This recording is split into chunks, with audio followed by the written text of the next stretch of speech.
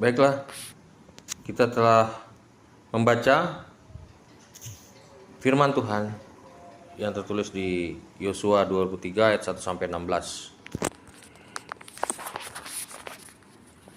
Kita sama-sama mengetahui dalam kisah ini Yosua sudah memulai tua, sehingga dia mengumpulkan saudara-saudaranya untuk menyampaikan kepada suku-suku Israel, saudaranya. Jadi kita satukan bahasa ya, saudaranya aja ya. Saudara-saudaranya untuk tetap memegang perintah Tuhan. Dan apabila perintah Tuhan ini jelas, ya, firman Tuhan melalui Yosua mengatakan, maka murka Tuhan akan menimpa mereka. Maka Tuhan tidak akan menghalau musuh-musuh mereka. Jadi poinnya adalah Yosua mengingatkan kepada saudara-saudaranya kala itu untuk tetap setia kasih dan menjalankan apa yang menjadi kehendak Tuhan melalui perintah-perintah Tuhan. Yaitu di mana masa ketika zamannya Musa, 10 hukum Taurat itu disampaikan kepada Musa, lalu diturunkan kepada Yosua, dan Yosua sebentar lagi pergi, secara usia dia akan mau mati. Lalu Yosua mengingatkan kembali kepada tua-tua, kepada keluarga besarnya orang Israel untuk tetap memegang teguh firman Tuhan. 10 hukum Taurat itu, aturan-aturan itu agar tetap dijalankan, dipegang. Tapi kalau tidak, maka murka Tuhan akan nyata. Itu yang terakhir lah, murka Tuhan. Kalau udah bicara murka itu luar biasa lah. Ya, sakit penyakit segala macam, kemiskinan akan datang. Baiklah.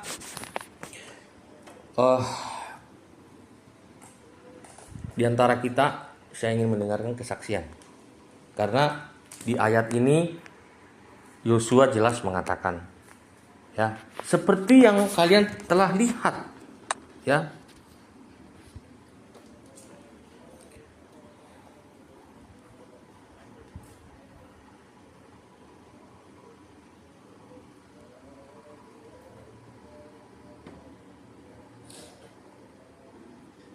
Di ayat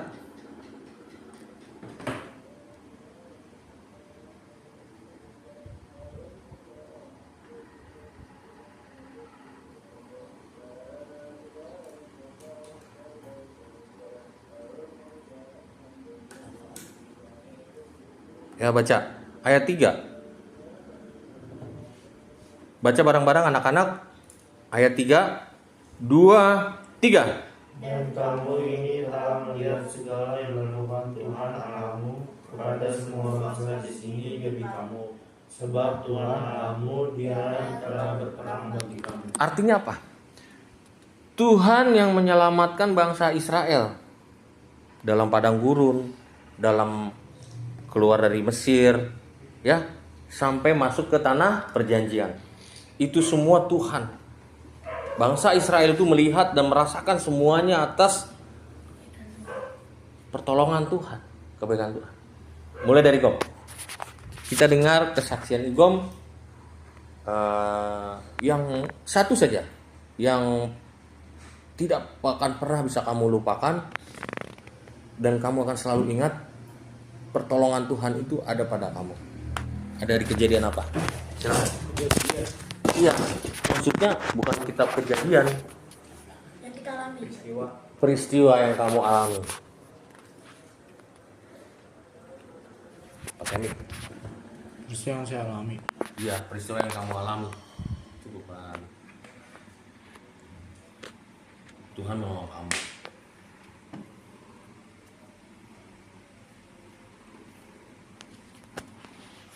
Konteksnya apa? Pengalaman hidup. Tuhan sungguh-sungguh ada menolong kamu dan gak bakal pernah kamu lupakan. Silakan.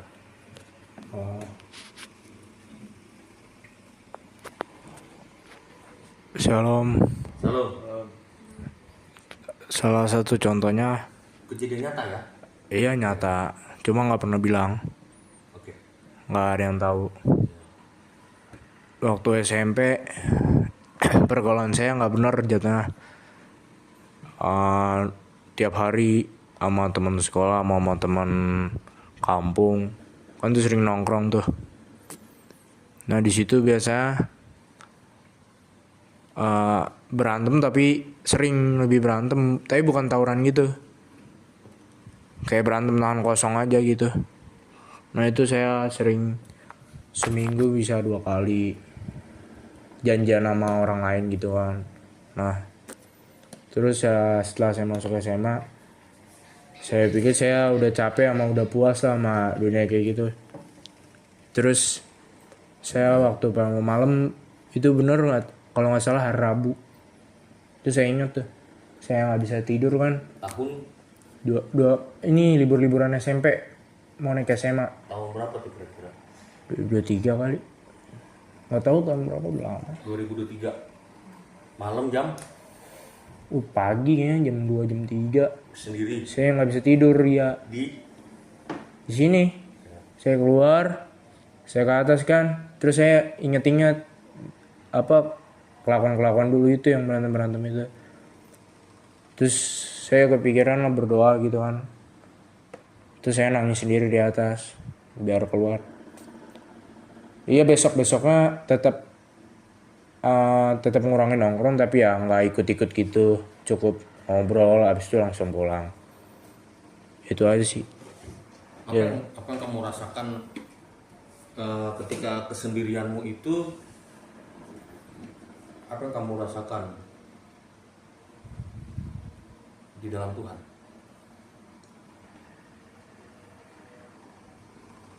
Lebih tenang, nggak lepas dari pergaulan buruk. Hatimu tenang. Ya dulu emang ngebosenin, karena dulu kan emang begitu, habitat begitu. Walaupun ngebosenin, setidaknya bisa lebih baik lagi, nggak ikut-ikut kayak gitu lagi. Dan kamu bisa keluar dari itu. Bisa. Karena pada saat kamu berdoa, kamu meminta ampun, kamu mau lepas dari itu, dan kamu mendapat ketenangan malam itu, dan di kemudian hari Setahun itu baru pelan-pelannya jalannya setahun. akhirnya terlepas dari Iya, pergaulan itu. ikut kayak gitu. Luar biasa kesaksian Igom ketika dia mengalami titik jenuh ya. Iya. Bisa dibilang begitu ya, titik jenuh ya. Cukup lah. Nah, titik jenuh, lalu di satu malam di tahun 2023 dia menyendiri berdoa kepada Tuhan, dan dia kamu menangis ya, Wak. Nangis sedikit, tapi ya di sini berasa. Di hatinya Igom dijamah Tuhan. Gitu. Hatinya Igom dijamah Tuhan, sehingga setelah malam itu berangsur-angsur Igom dipulihkan. Dia tidak lagi bergaul sama hal-hal seperti itu ya, yang ribut-ribut, berantem, ketemu di sana, ketemu di sini, berangsur-angsur selesai gitu. Itu kesaksian Igom luar biasa, bahwasanya Igom merasakan itu. Igom nggak hanya percaya kepada Tuhan, tapi Igom sudah membuktikan Tuhan hadir di hatinya dia gitu. Yang orang mungkin susah masuk ke hatinya dia, tapi Tuhan masuk ke hatinya dia, dan dia merasakan benar Tuhan itu ada, Tuhan itu menolong dia, melindungi dia. Luar biasa. Bang? Pakai handphone. Iya, soalnya di record. Enggak, gini aja tadi kayak gini. Yang kayak ini Gom tadi itu. Pengalaman hidup yang kamu rasakan di dalam Tuhan, ada pertolongan Tuhan, dan nggak bakal bisa dilupakan. Satu aja. Sebelumnya shalom semuanya. Halo. Hari ini saya ingin bersaksi pengalaman hidup saya tentang Tuhan menolong saya ketika saya jatuh. Dulu saya pernah antisosial atau nggak sering individu lah orangnya waktu SMP sama SD. Nah itu saya benar-benar introvert banget itu. Jadi kayak ada orang kayak ngajak ngobrol tuh saya diam. Habis itu diajak-ajak saya juga nggak mau. Jadi itu saya kayak maunya sendiri aja, nggak mau sama orang-orang gitu. Nah terus saya juga waktu itu juga males, sering tiduran, makan tidur, makan mandi tidur, makan mandi tidur, nggak ada kegiatan lain. Palingan ada belajar, cuman belajar bentar doang. Nah pas udah mulai jatuhnya nih, saya kayak punya perasaan, gue nggak guna, gue nggak jadi abang yang benar nih. Nah pas udah mau awal-awal masuk SMA nih, saya datangin salah gereja di sekolah. Nah di situ tadi ada khotbah kayak gini.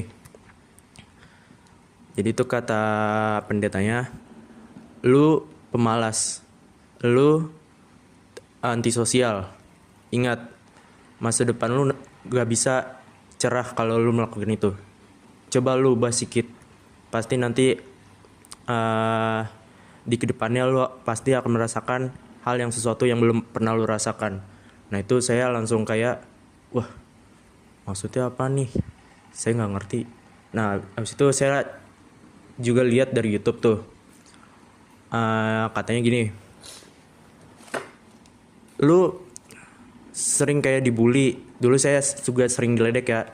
Lu sering dibully, diejek-ejek, balas dendam. Tapi balas dendamnya bukan cara kekerasan, caranya ubah diri lu jadi lebih baik.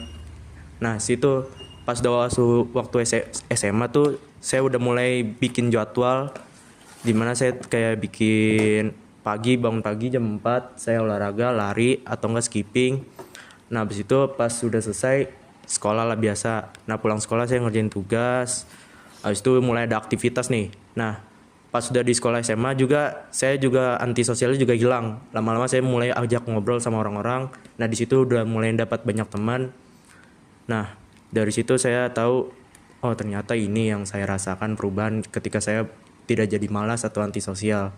Nah ini masih belum seberapa, ini baru 40% lah, belum yang lebih besar lagi, lebih umum di masyarakat.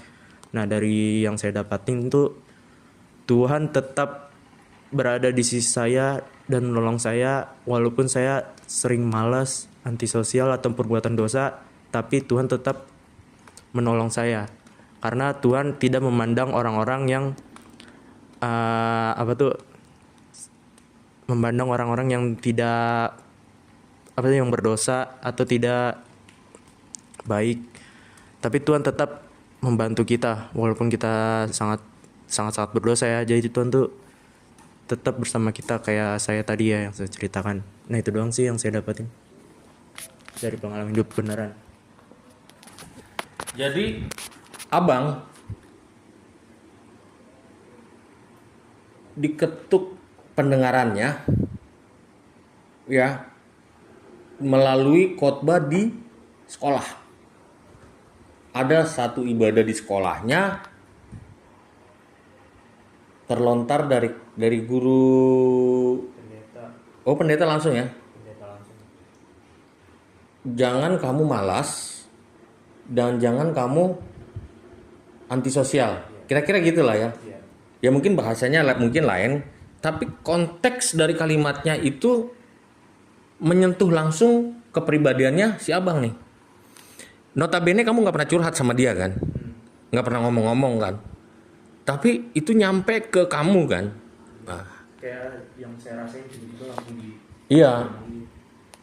Sehingga dia melakukan perubahan. Dalam melakukan perubahannya itu Tuhan bantu. Jadi bantuan pertama Tuhan itu adalah melalui pendeta di sekolah. Terus yang kedua, si abang dikasih kekuatan untuk bangun pagi, bikin jadwal segala macam, sampai akhirnya kurang lebih 40% ya tentang malasnya dia, tentang antisosialnya itu naik. Dari 0 sampai 100 udah mulai naik 40%. Dan terus sekarang dia berusaha yang terbaik gitu.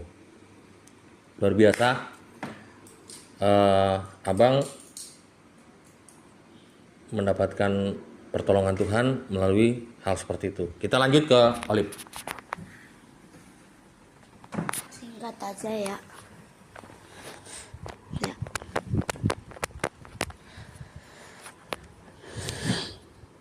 Jadi Jadi waktu kemarin itu aku nelponan sama temen aku. Aku latihan gitar di kamar. Habis itu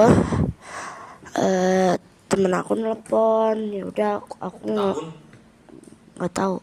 Kemarin katanya. Iya, Oh, nggak. berarti tahun ini. Iya, Oh, baru nih nah, kejadiannya. enggak.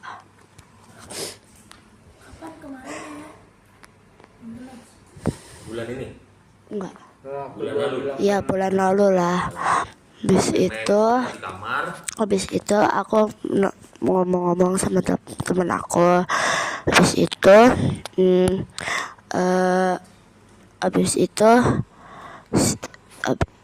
habis itu kan aku tuh orangnya itu suka masukin barang ke mulut kayak pulpen, tangan, penggaris dan lain-lain. Nah, habis itu di tangan aku ini megang kepik gitar. Nah, terus aku gigit-gigit tuh kepik gitarnya kan sambil nelponan. Terus tiba-tiba aja kepik gitarnya itu pas aku ketawa tuh masuk ke dalam tenggorokan aku. Habis itu aku batuk, nggak tahu sih berapa kali batuknya. Habis itu keluar. Habis itu aku menganggap kalau itu adalah mujizat gitu. Jadi gini, kamu lagi mainin pick gitar, Iya, pick gitarnya ketelen. iya, Cara keluarnya gimana? batuk. Oh, batuk. Jadi kamu udah berangsur-angsur jam-jam kah? Enggak, Hitungan berapa lama itu? detik. Oh, batuk. Iya, tapi udah masuk. Di sini. Udah apa aku di perut? buang. Di sini apa di perut? Di sinilah. Sini di sini. Berarti kamu sempet panik dong. Iyalah, aku nangis dikit. Mana sih? Apa yang kamu lakukan di situ? Ya, aku batuk aja, bersanglarin dulu. Bis si teman aku bilang, kenapa semoga kamu dikeluarin ya gitu.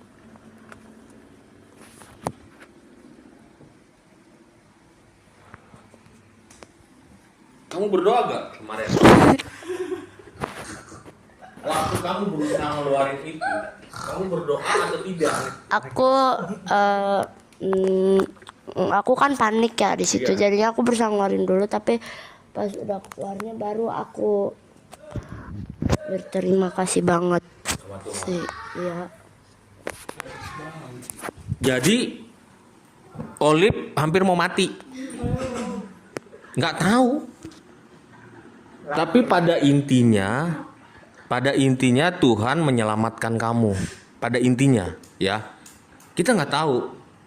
Bisa aja itu pik kan tebel lumayan, itu berapa mili ya? 0,7 ya.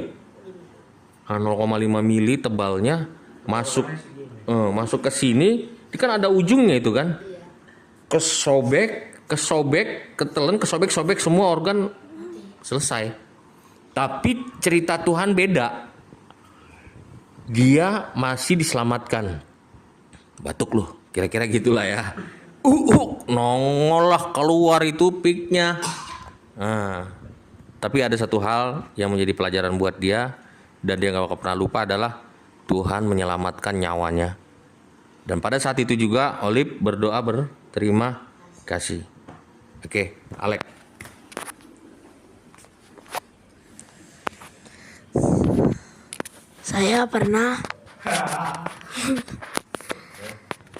Saya pernah lagi temenin mama sama kakak di tempat rumahnya itu kan lagi arisan ya Ma, atau lagi apaan. Nah habis itu kan ada kolam renangnya tuh, aku berenang. Nah pas aku di dalam kolam renang kan udah dibilang tahun mana Ma? 2025 ya Ma? Ya 2025. Nah pas itu udah dibilang jangan ke dalam. Saya kan masih main di pinggir-pinggir sana. Berdua sama anak-anak yang lain. Mama lagi arisan. Nah habis itu yang itu, nah habis itu nggak ada yang ngeliat, saya tenggelam. Nah habis itu saya udah sesak napas, tiba-tiba ada tangan lagi kayak gini, saya tarik tangan, tak, ternyata itu lagi ada bapak-bapak lagi gini-giniin air. Nah habis itu saya kan udah sesak napas, habis itu nggak tahu ada tangan lah pokoknya kayak gini. Iya. Tangan. Nah habis itu saya naik, masuk banyak kan air ke dalam hidung. Habis itu nafas saya kayak gitu. Nah habis itu saya berdoa dalam toilet. Habis itu saya bilang, Tuhan semoga saya masih hidup Tuhan. Saya belum membanggakan orang tua saya Tuhan. Amin. Habis itu tiba-tiba udah nggak sesek lagi.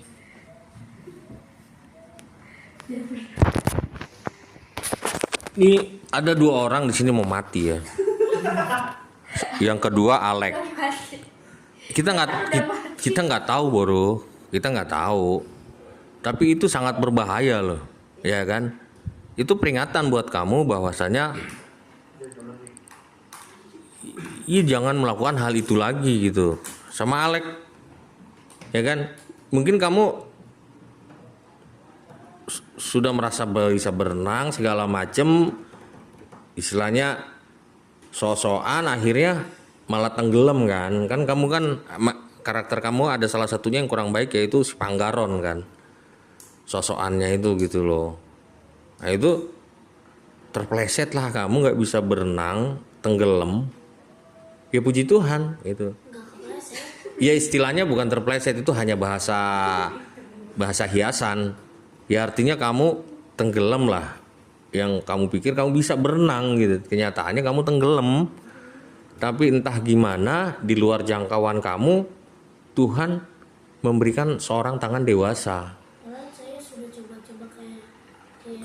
Iya mau naik, iya, ternyata malah nggak naik kan. Cuma karena kamu lihat ada bayangan tangan di dalam air, kamu raih lah tangan itu, kamu tarik sehingga kamu. Tapi saya dimarahin. Ya karena dia kaget kan. Aduh, siapa ini? Iya, karena dia kaget gitu. Ya udah akhirnya kamu masuk ke toilet, kamu menenangkan diri, kamu berdoa. Ya.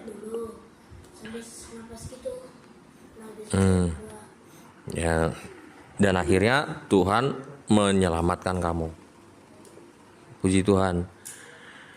Nah, dari segelintir ya satu-satu kesaksian kalian, ya.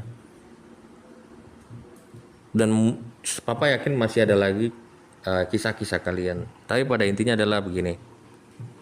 Tetaplah percaya kepada Tuhan dan lakukan apa yang menjadi kehendak Tuhan. Kehendak Tuhan sederhana kok, yaitu berbuat baik, berpikiran baik. Habis itu kalau lagi ada masalah, kendalikan diri supaya kita bisa menyelesaikan masalah itu dengan tenang. Karena kalau kita menyelesaikan masalah dengan tidak tenang, kecenderungannya apa? Marah-marah. Contoh kayak Papa kalau lagi udah nggak tenang banget gitu kan, terus Papa berusaha menyelesaikan masalah itu. Nah itu Papa biasanya agak emosional. Nah orang yang emosional itu kurang baik, akan berdampak ke orang sekitar gitu. Nah kalau orang sekitarnya bisa ngendaliin, kalau orang sekitarnya juga lagi ada masalah, yang terjadi adalah ribut gitu. Jadi udah menangkep ya. Jadi tetap percaya kepada Tuhan dan melakukan apa yang menjadi kehendak Tuhan. Berbuatlah sebaik-baiknya dalam kita berpikir, berkata-kata, berbuat. Dan kalau ada masalah, kendalikanlah diri kita untuk tetap tenang supaya kita bisa mengambil langkah yang baik. Ya, berdoa sebelum melakukan apapun, berdoa. Ya, bukan hanya sekedar doa makan, doa tidur, doa ke gereja, enggak. Tapi setiap saat langkah kalian, setiap saat dimanapun kalian berada, ingat Tuhan, berdoa. Karena kita nggak tahu kejadian-kejadian apa sehebat-hebatnya kita, sebaik-baiknya kita, suatu saat pasti kita akan mengalami masalah. Entah dari diri kita sendiri, entah masalah dari luar. Tapi jangan khawatir karena Tuhan pasti menolong. Tanpa kita minta tolong aja Tuhan tolong. Seperti kejadian Olip sama Ale. Apalagi kita minta tolong seperti yang dilakukan sama Igom. Gitu. Igom merasa jenuh, udah males, bosan segala macam. Dia mengambil waktu sendiri, berbicara sendiri sama Tuhan. Tuhan tolong. Gitu. Ya. Kita manusia nggak ada yang hebat, nggak ada yang mau dia ganteng, mau dia cantik, mau dia pinter, mau dia banyak duit, mau dia banyak temen, nggak ada. Percayalah sama papa, ya. Ketika orang itu mengandalkan kelebihannya, ini hanya masalah waktu aja. Suatu saat ketika dia menghadapi masalah, dia nggak bakal mampu menyelesaikan masalah itu.